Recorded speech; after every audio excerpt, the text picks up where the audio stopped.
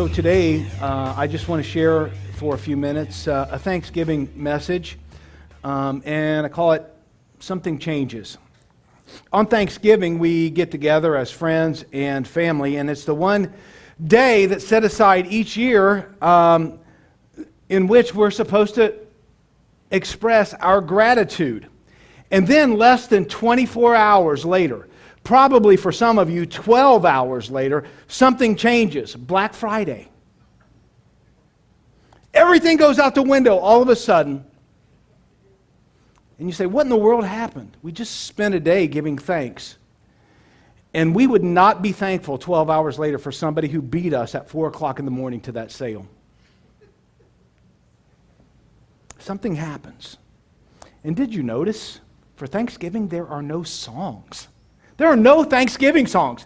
Pam and I looked yesterday on the internet. There are no only silly parodies. There are no Thanksgiving songs about turkeys and such. Like, I Will Survive. I don't know. Yeah.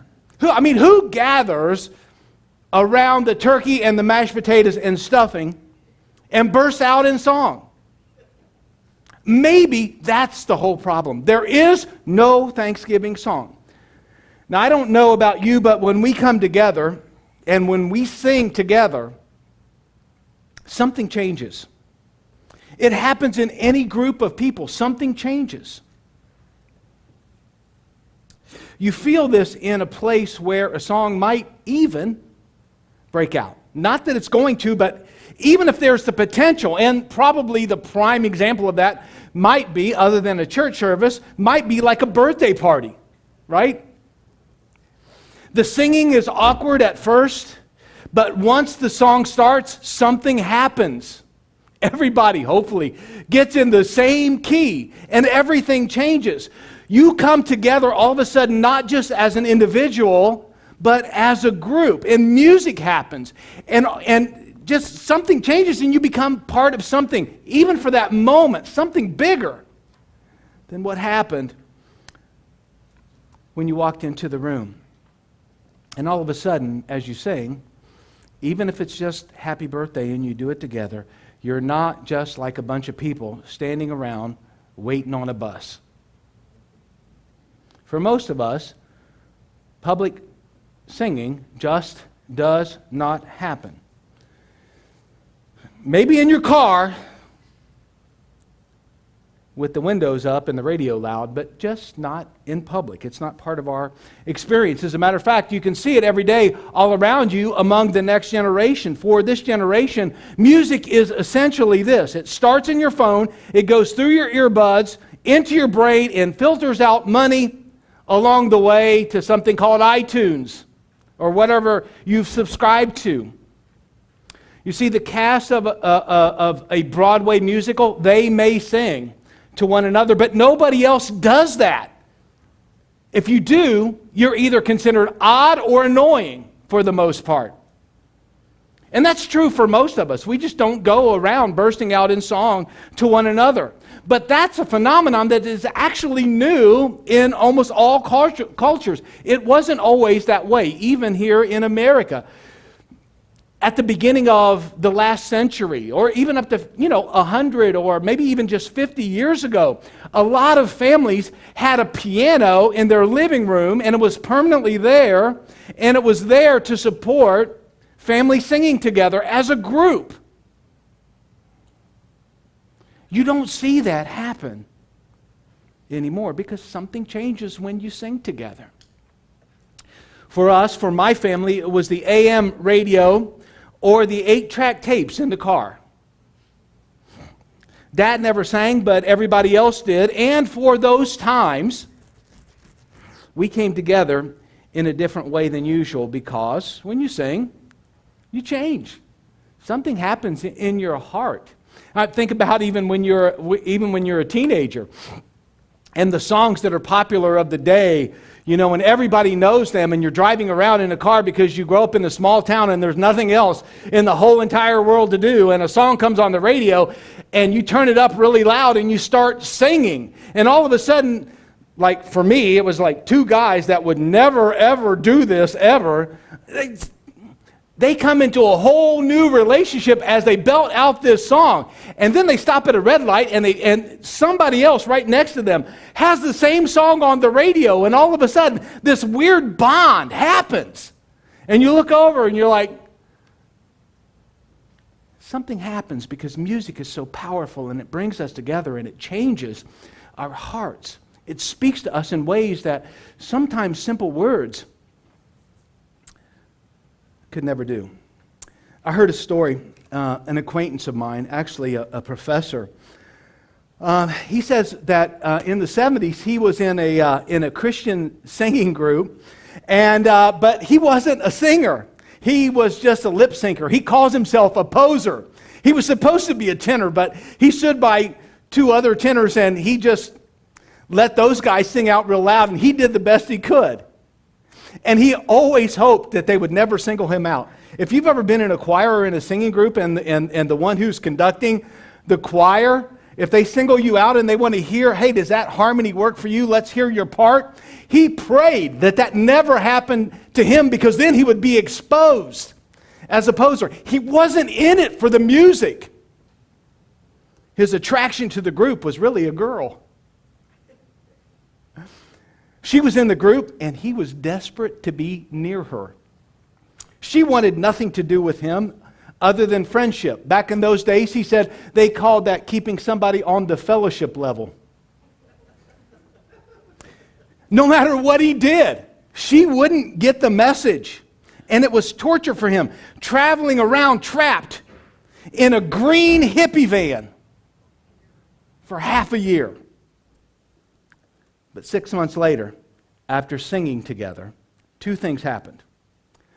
The tour ended, and Christian music was saved, according to him, and she developed feelings for him, and they got married, and 40 years later, they're still married. Because when you sing together, something changes.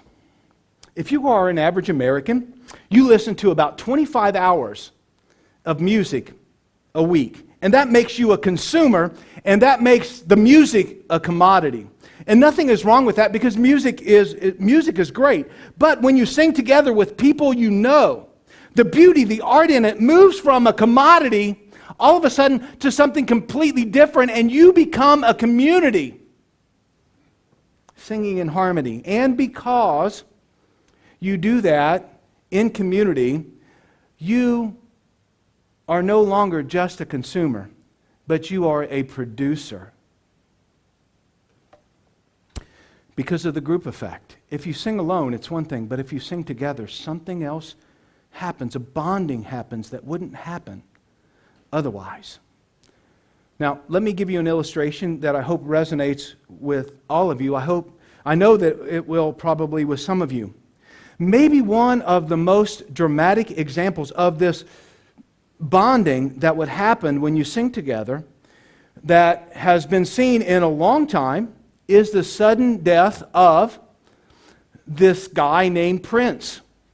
It was just last year that it happened, and there was an online outpouring that actually doubled that of Michael Jackson's. An enormous international outpouring. Even the mainstream media devoted days and days to it, to the passing of one person. And you say, why? Well, you could say it was because he had so many hits, and he did. You could say that he was so talented, that he was phenomenal at playing the guitar. Actually, he could play every instrument, and he was brilliant at it. Some people said that he was like a force of nature when he played guitar. I know that that's just a phrase that we might use to describe something, but as a music buff of sorts with some history with music although some of it may be a little shaky. You know the other person that they called a force of nature, and again, this may not resonate with all of you, but in modern times, that would be Jimi Hendrix.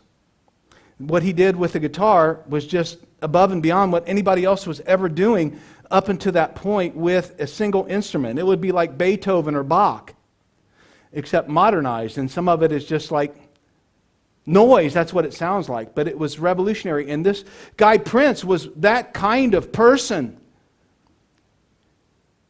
And as great as all of that wasn't the sole reason why there have been many great musicians that died without this much fanfare.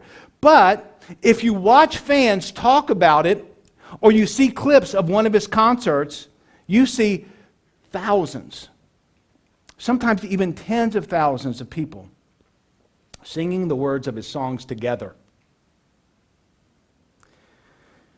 He even had large groups of friends over to his house regularly for house parties. He did it all the time. They were all the time getting together to sing together. What this is the leader of a community of people being pulled off the scene. He died. And these people feel at that moment that they have been part of something greater because they have experienced his art, his music, as a relationship. They connect the two, the song and the artist. They connect those two things, and all of a sudden, it takes on a whole new dimension in their life. And so when his life ended, that leaves people, that left his followers, his fans shattered. Because when you sing together, something moving happens, something changes within our lives. That was a prime example. There was some kind of relationship there, some kind of bond that was formed just simply by singing together. For the first generation Christians, I want you to know that we don't always talk about this, but they actually sang right away. It was part of the initial DNA of the very first believers. And we know this in a couple of ways. First, there are fragments of songs woven into the New Testament all over the place. For instance, there's a song or a portion of a song, a fragment of a song, in Colossians chapter 1, verses 15 through 20.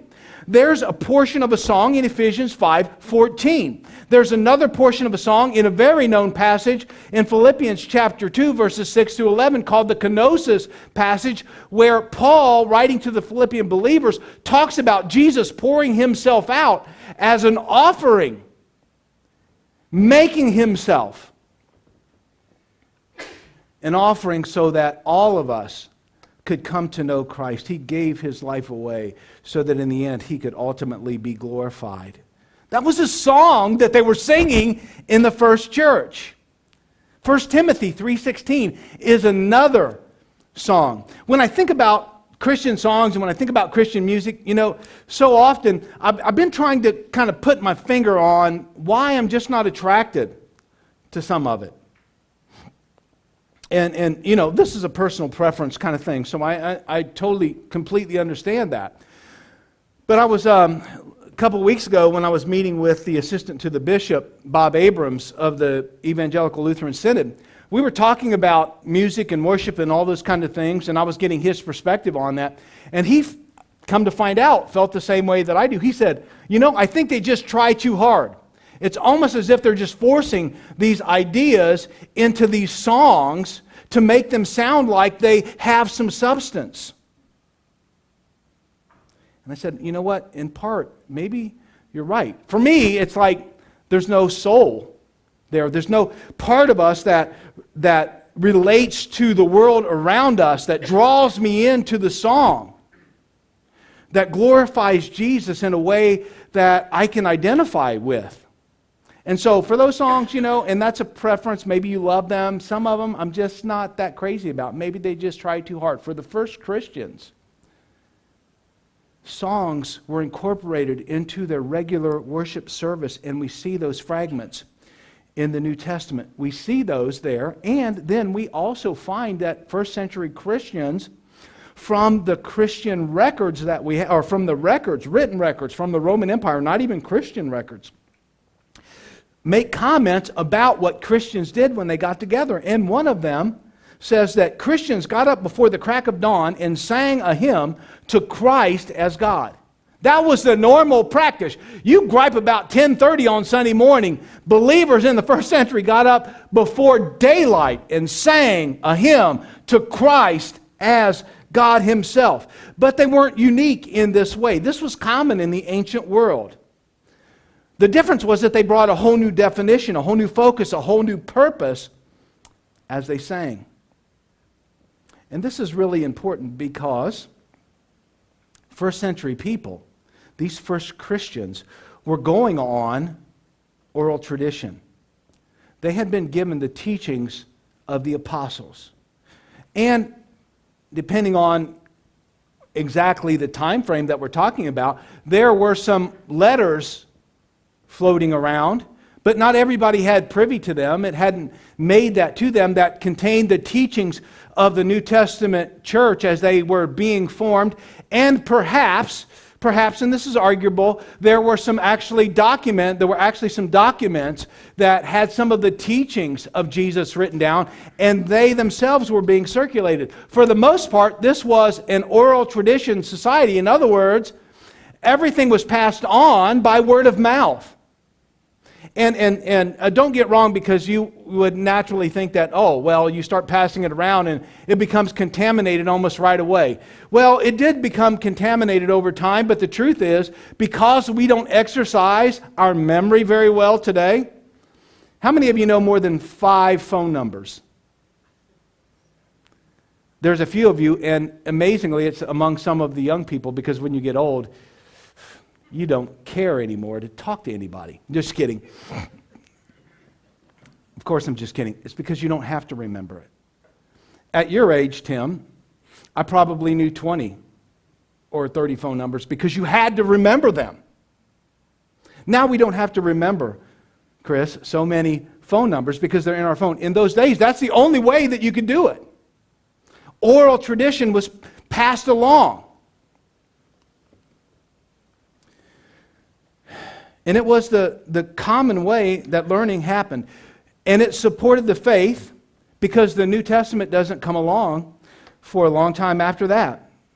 And it is actually remarkable what they did without even having a Bible in their hands.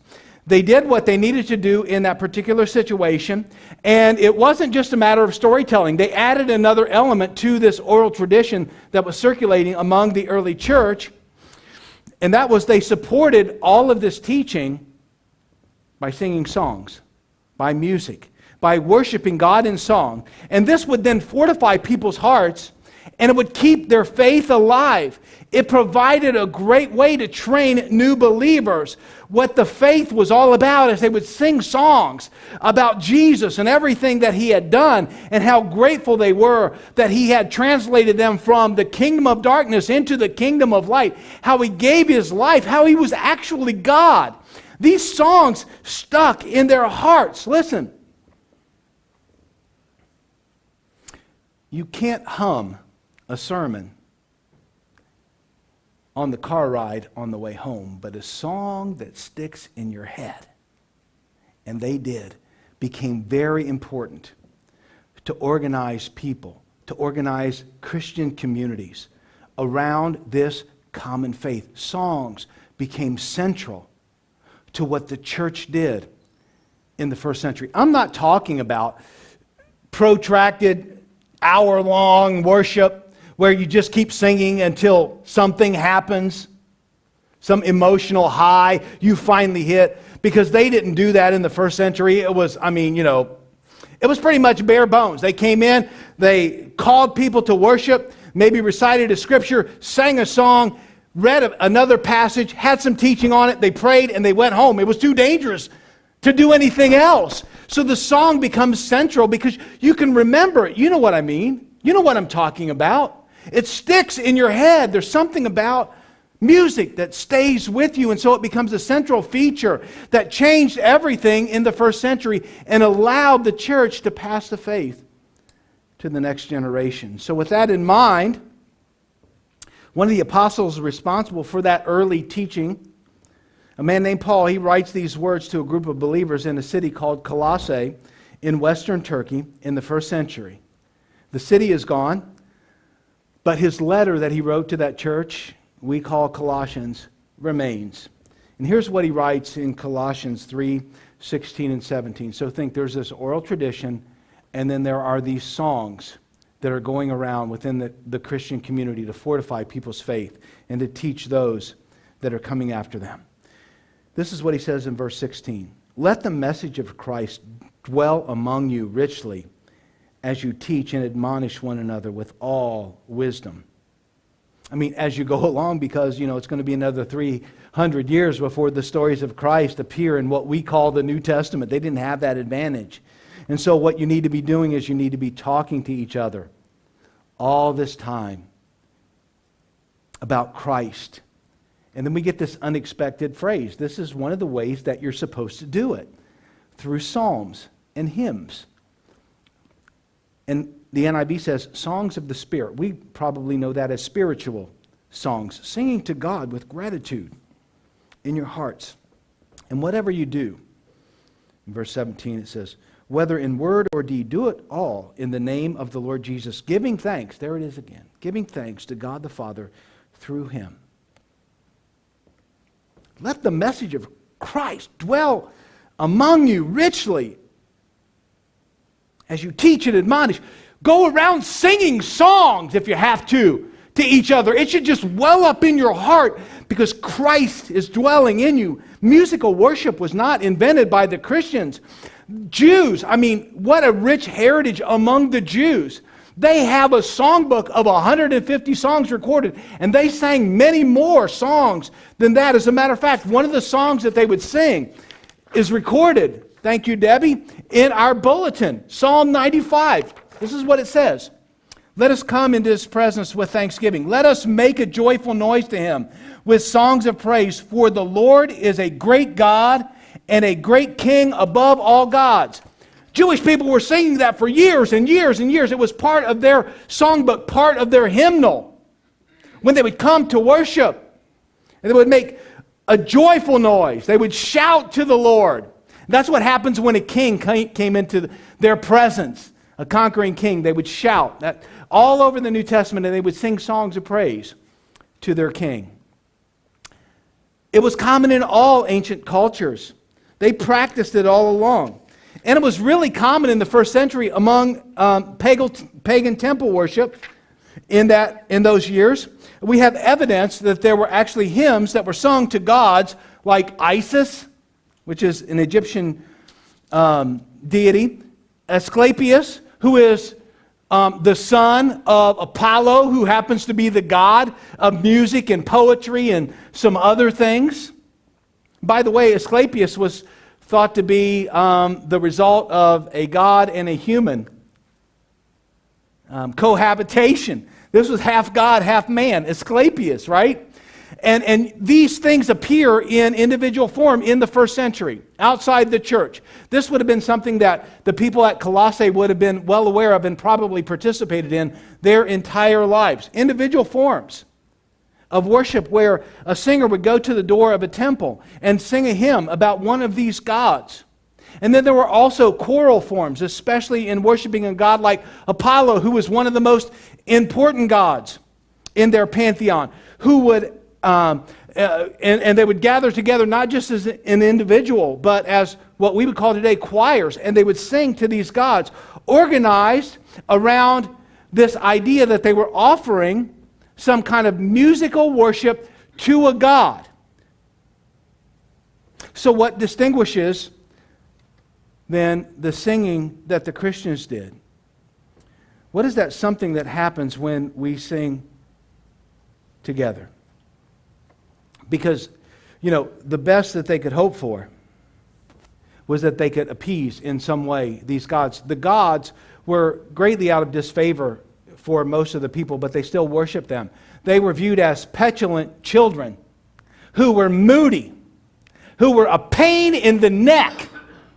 And all you could do was take your offering, maybe a song, to their temple and offer some sort of praise. You hope that they receive that praise.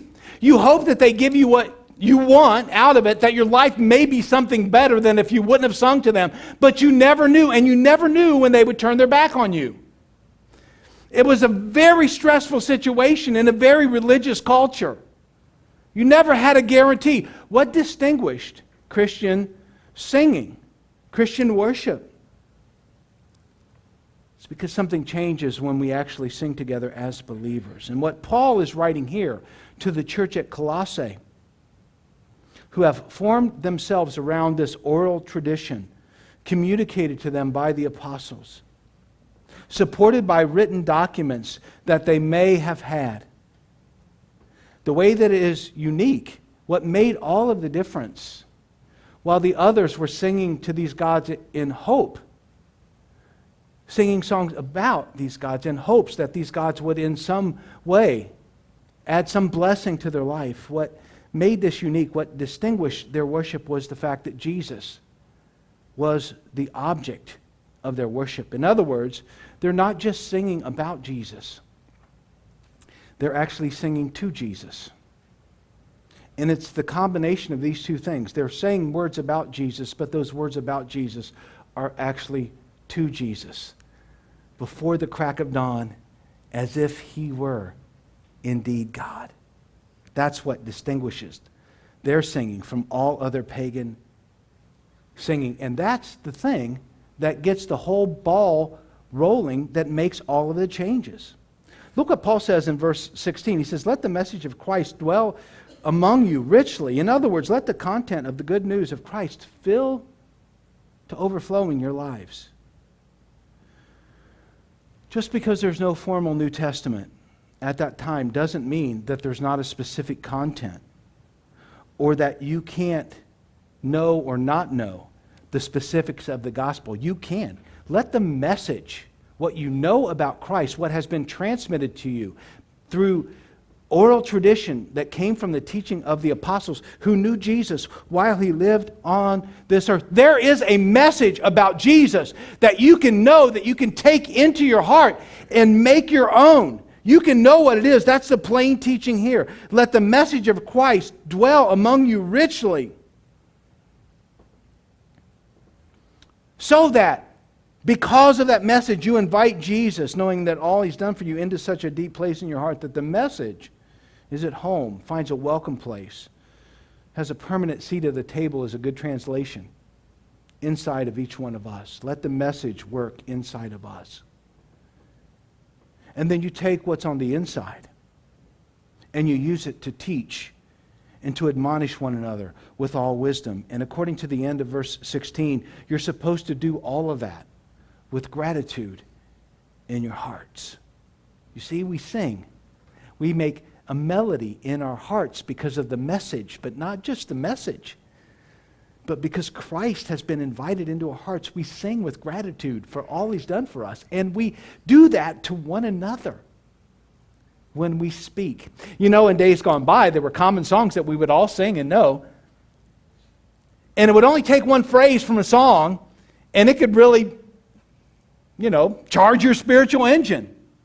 Because you knew those songs. Amazing Grace, Victory in Jesus. I have a mansion just over that hilltop. I don't know. People don't speak like that anymore.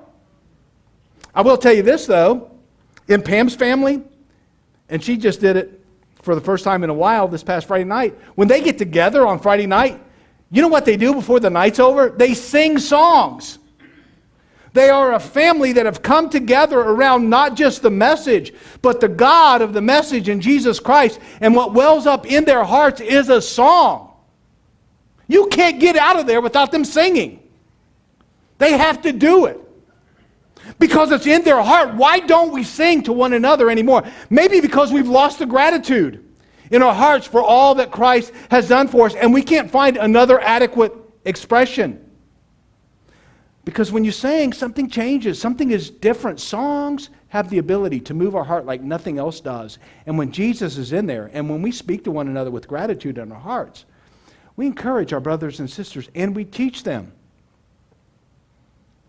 about the grace and the love and the goodness of God in a multitude in a multitude of ways that simple words can express. So God, and specifically Christ, are both the subject of the music. We're singing about him, and he is also the object that we sing to, whom we sing to from a thankful heart. The songs are not just the content, the theological explanation of what Jesus has done, but actually they reflect that all of that content has an object of whom we are now in deep relationship with.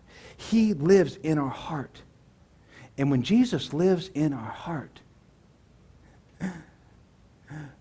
something changes about our whole demeanor, about how we relate to the world around us. And sometimes, you don't want me to do this, but sometimes it's all that we can do. I hope it's all that we can do to not bust out in song. And you know what? I don't hear that very much anymore. Somehow we've lost the value, the power of worship within the community that transforms us and makes us more than what we were before, because Jesus is now in our heart and we're doing it together. You might think, I can't sing. Me either. But it's really not about that. It's about a relationship. Worshiping is singing to him, not just about him.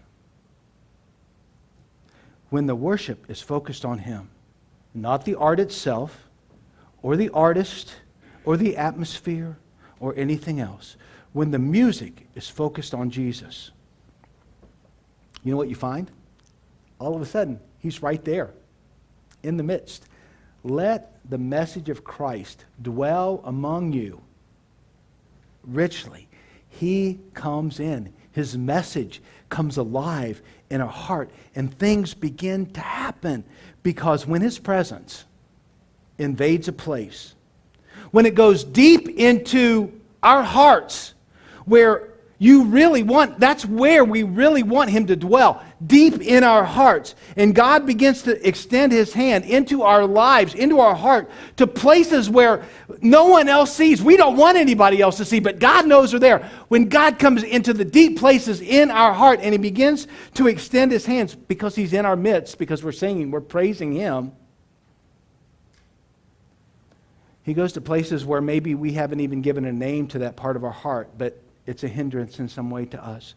When God comes in, when we worship, when we sing from a grateful heart, God comes in and he begins to go to work, and all the issues, all the stuff, all the junk, all the pain, all the hurts, all the wound, everything that needs to happen in our lives can happen, and it can happen in a split second because Jesus has shown up on the scene. When we take worship seriously enough to know that it has an object, and the object is Jesus, and that's why we sing, and we do it in community and even to one another, it opens the door for Jesus to step into our circumstance and make all of the difference in the world. It would have never happened. For Jesus to come on the scene makes it all possible. Jesus can change us even if we're not praying to be changed. I've seen it happen so many times. It's happened to me. You know what I'm talking about. People come and sing about and to Jesus together, and something changes above and beyond what we could ever ask or imagine. There is a capacity in God to go beyond your prayer list. And that's good news, because God is simply bigger in his provision than we are in the offering of our needs to him. God is bigger in our provision, in his own provision for us, than anything we could set down and begin to name on a list. When we focus on Jesus, this place becomes a transcendent environment. And you invite people into this environment and they say, what is this? I feel something. And I do right now. Who turned up the thermostat? Something is going on. Something has changed. Because Jesus is now a part of what we do. He's part of what's going on in this community. So, this worship that we do, not just to Him, I mean, it has an object, but we do it in community with and to one another. What also distinguishes this type of worship is the fact that the music itself, the song itself, the art of it all is actually only a means. It's only a vehicle. Verse 16 says this, "Let the message of Christ dwell in you richly, as you teach and admonish one another with all wisdom through psalms and hymns and spiritual songs." When Paul writes lists like these, he usually uses repetition to make a point. Not so that we can break them down into categories, psalms and hymns and spiritual songs. I mean, although we might try, and it makes a great 3-point sermon, and we can guess what they mean because there's ample evidence to make a pretty good guess as to why he would do this and write it out this way. To those first believers at Colossae, they weren't necessarily breaking them down into categories like we tend to do today. Paul is writing this way to make a point. And we may never really know what was actually in his mind. We can guess, but we don't know for sure. He may be writing and saying, listen, when you teach and admonish one another with all wisdom, and when you do that using psalms, he may be talking about the Jewish tradition. When you do it singing hymns to one another, he may be talking about a Gentile tradition. When you come together, do the Jewish thing, do the Gentile thing. As a matter of fact, do spiritual songs too. Songs that come from a heart that has been regenerated. Actually, all bets are off on that. Nobody really knows what Paul's talking about there. But what he is saying is use it all. Use every style to convey the message of Christ, because it's not about the style at all. If it's good, use it. If it's beautiful and winsome, put your arms around it and bring it into your worship experience, as long as the style fits your context. Use it for one simple reason: so that Christ can dwell richly among you. These songs are only the means. They're not the end. The type is not what it's about. You get the type of song is not what it's all about anyway. We get all hung up on style, on the type of song that it is. And we just tune right out rather than taking the time to listen to what it's actually saying.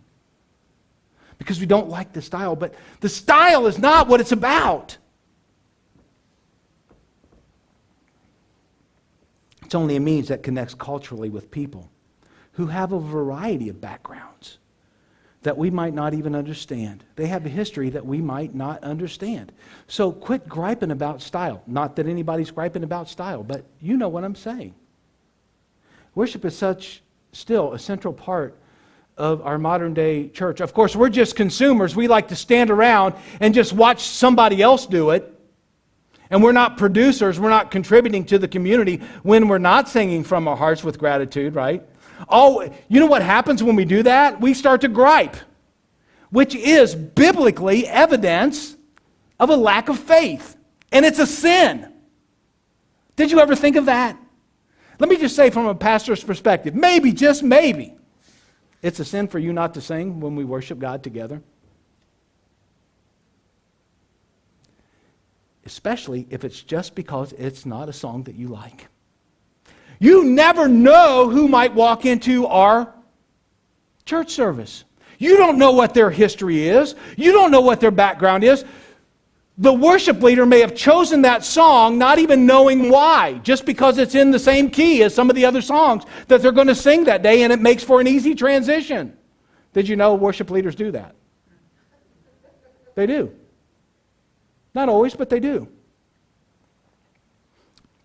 Songs that can modulate from one key to another, or the same key. You never know what song may be speaking to somebody else in those moments. Because people come in here and we don't know what their history is, we don't know what their background is, and that particular style may actually appeal to them, but it's not about the style.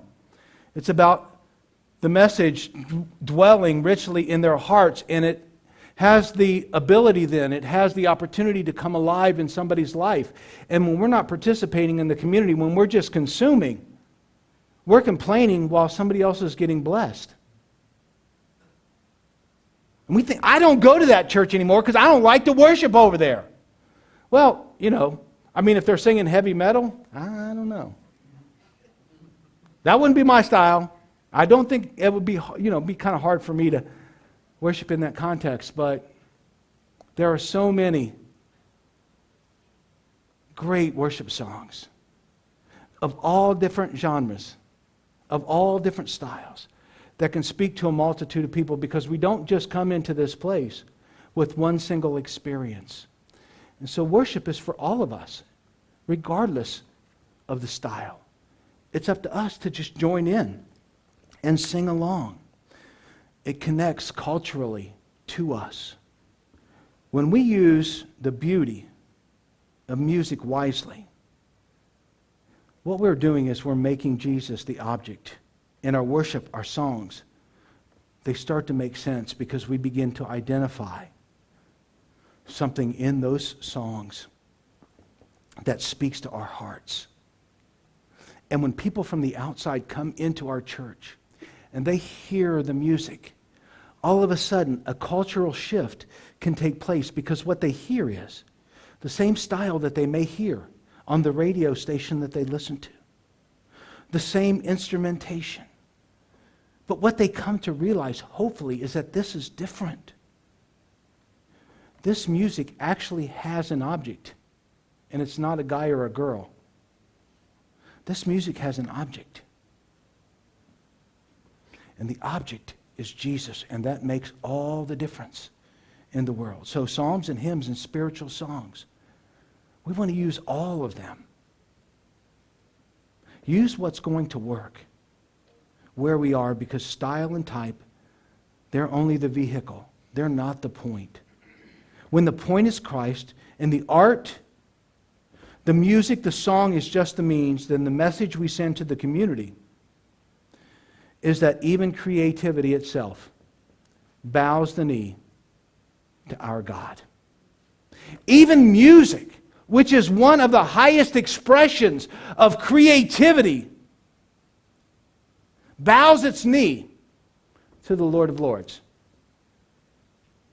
King of Kings. It started in heaven, and brothers and sisters, it will finish in heaven. We better just join the ride while we have a chance. Get in our car, roll up the window, turn up the radio loud, and sing. And when we come to church, sing a little bit below our breath, because maybe not everybody can sing, but we can encourage one another with those words, because Christ is now the object. It's not about the song. It's about the God that we worship. And that makes all the difference in the world. And we do it from a heart that's grateful. Notice the motive. For Christian singing, the motive is gratitude. The end of 16. The motive is gratitude in our hearts for God. And 17 goes on to say, and whatever you do, whether it's in word or deed, do it all in the name of the Lord Jesus. And here is the same word, essentially, giving thanks to God and Father through Him. Our Christian worship is all wrapped up in the gratitude that's in our heart. And music just gives us a way to be able to express that. Worship in that pagan context. Worship in the pagan context of our lives. That's only one thing. That's one part of the experience that the world knows a lot about. But when they come into a place of worship, and they know that the object, when they recognize that the object, the songs may sound, some of them the songs may sound the same, but the object is different than anything that they've ever experienced before. And when those people who are in that community of believers begin to sing with gratitude in their hearts, then something absolutely changes. The Christian community sings, and it becomes completely different. You see, because the truth is, in church, We'll never have enough problems to or answers to all the problems that occur in people's lives. We'll never be able to bring the message of the good news of Jesus to our community. I mean, some days it's just hard enough for us to believe the good news. We will never have enough dollars. We will never hold enough prayer meetings. There will always be so many problems and so many issues in people's lives that we'll never be able to solve them. But when we sing with gratitude in our heart and God enters that situation, everything can become different. Something changes in those moments. One thing that trumps everything else is when God invades a place with His presence and His glory. All the answers that we have to give all of a sudden seem like nothing because God is the one who has the answers. When God comes into a place and He extends His favor, doors all of a sudden are opened that we could never open ourselves. Sick people are healed. When God begins to flow in a place and engulfs it with His power, where His presence becomes so awesome that no matter how hard our hearts are, we're melted in His presence. That is what will move our community, this community, and that community out there until it becomes part of this community. When our song is one of thanksgiving from our heart and we share it with one another, it makes all the difference in the world. We'll do our best to do all of that other stuff. But one thing that we'll do when we come in this room is that we'll sing together. We'll worship God together. That's our first responsibility, to be a worshiping community. It brings about change. When the object is Jesus and the means is the song that speaks to our hearts, when the motive is one of gratitude, we change and everyone else will as well. Everyone who comes in this room. Not because of this room, not because of us, but because God is here. When worship from our hearts,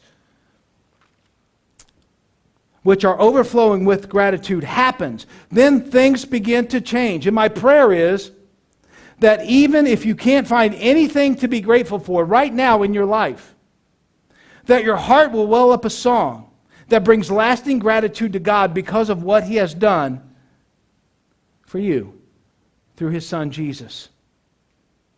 That His message might dwell, even if you don't have anything else to be thankful for. His message is dwelling richly in you.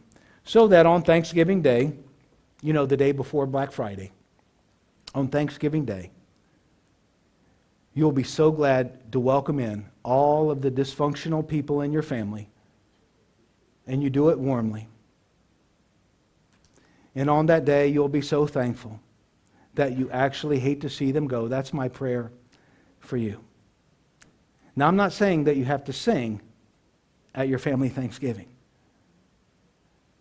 But if you go into that time with gratitude in your hearts, with Jesus in your heart, who knows how it might be different.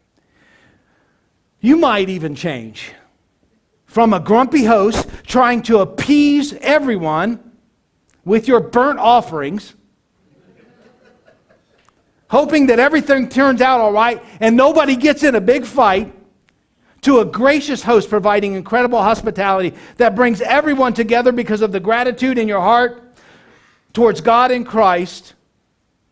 So much so that would happen. The song in your heart happens so much so because it comes from a place of gratitude for all that Christ has done for you, that you hate for the people to leave. Normally you want them to go, but now you hate for them to leave until you get so tired that you can't stand it, and they're still sticking around. Then, here's my prayer for you.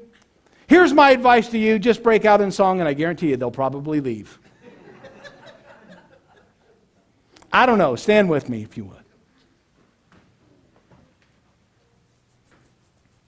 Lord, my prayer today for all of us on this Sunday before Thanksgiving is that we would allow in our hearts the message of Christ to dwell richly in us, so that when we converse, with one another, when we transmit our faith to one another, it comes from a heart of gratitude, and we begin to sing songs and hymns, spiritual songs that lift up the name of Jesus on high, that fortifies our own faith, that changes our hearts from one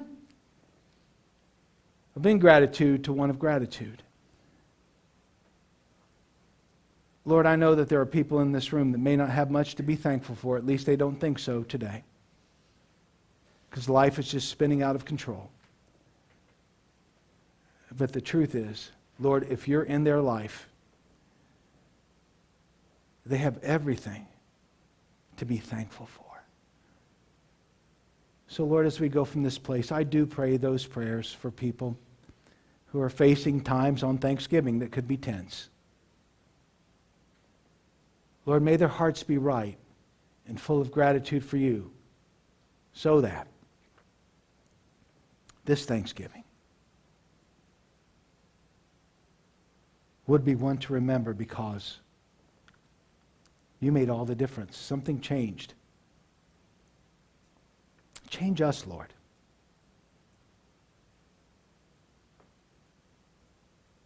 Help us to be grateful for all that you do for us. And we love you, Lord, and I pray that for each one of us. The weird uncle that comes to Thanksgiving may not change, but if we do, that can make all the difference.